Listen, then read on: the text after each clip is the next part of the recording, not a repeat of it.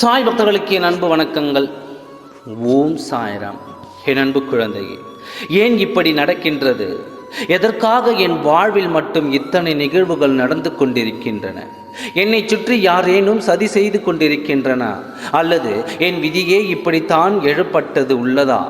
இது விதியா சதியா என்ற கேள்விகளுக்குத்தான் இந்த வாழ்க்கை ஓடிக்கொண்டிருக்கின்றது.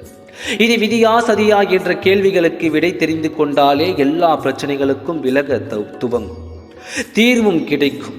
முதலில் விதி என்னவெல்லாம் செய்கின்றது, உன் வாழ்வில் அது எப்படியெல்லாம் விளையாடி கொண்டிருக்கிறது என்பதை தெளிவாக தெரிந்து கொள்.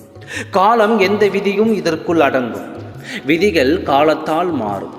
விதி விளையாடி விட்டதே, அது அவன் விதி, விதிப்படி நடந்ததே, எல்லாம் என் விதி என்று சொல்லி கொண்டோமே. இந்த விதி என்பது என்ன? யார்தான் இதை நிர்ணயிக்கிறார்கள்? உன் வாழ்வில் உனக்கு விதி எவ்வாறு நிர்ணயிக்கப்பட்டு இருக்கிறது? விதிதான் ஒவ்வொருவரது வாழ்க்கையை நிர்ணயிக்க வேண்டும் என்றால் நான் ஏன் ஒரு காரியம் செய்ய முயற்சிக்க வேண்டும்? விதிப்படித்தான் எல்லாம் நடக்கும் என்றால் எனக்கு ஏன் ஆசைகள் வர வேண்டும்? அதை அடைய நான் ஏன் உழைக்க வேண்டும்? எல்லாம் விதிதான் என்றால் வாழ்வில் எனது பங்குகள் தான் என்ன?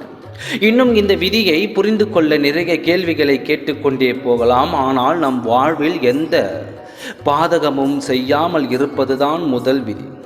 முதலில் இந்த விதி என்னும் நம்பிக்கை மூலமாக நமக்கு மனதளவில் என்னென்ன நன்மைகள் இருக்கிறது என்பதை தெரிந்து கொள்.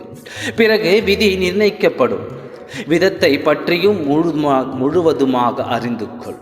இந்த விதி என்பது பெரும்பாலும் மனிதரின் சமாதத்திற்காகவே போய்கொண்டு இருக்கிறது. அவன் விதி முடிந்து விட்டது, போய்விட்டான், தோற்றுவிட்டான் என்று இப்படியாகவே தான் மனதை சமாதானம் செய்வதற்காகவே இந்த விதியை பயன்படுத்துகிறார்கள். உண்மையில் இப்படி நாம் செயல்பாடுகளால் ஏற்படும் விளைவுகளுக்கு விதி என்ற ஒன்றின் மீது பழி போடாவிட்டால் இங்கு பல மன நோயாளிகளாகவே மாறக்கூடும். அப்படியென்றால் விதி என்ற ஒன்று இல்லையா? எல்லாம் மாயையா என்று கேட்டால் நிச்சயம் விதி இருக்கிறது. அது நீ இதுவரை செய்த மறுபிறவியின் பலனும் இந்த பிறவியில் இதுவரை நீ செய்து கொண்டிருக்கும் செயல்களின் கர்மாவும் தான் உனக்கான விதியை நிர்ணயித்து கொண்டிருக்கிறது. ஆக கடந்த காலத்தின் நிகழ்வுகளும் விளைவுகளும் நிகழ்காலத்தின் விதியை நிர்ணயிக்கின்றன. இதை நீ உணர்ந்து கொண்டாலே இந்த விதியை நாம் உணர்ந்து கொள்ளலாம்.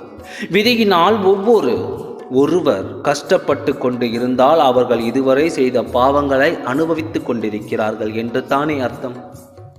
அப்படியென்றால் இந்த நிகழ்காலத்தில் புண்ணிய காரியங்களை செய்ய துவங்க வேண்டும்.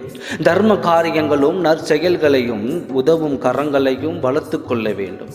புரிந்து கொண்டாயா? உன்னால் முடிந்தவரை புண்ணிய காரியங்களை செய்து வா. தொடர்ந்து உனக்கு நல்லதே நடக்கும். ஓம் சாய்ராம். நன்றி, வணக்கம்.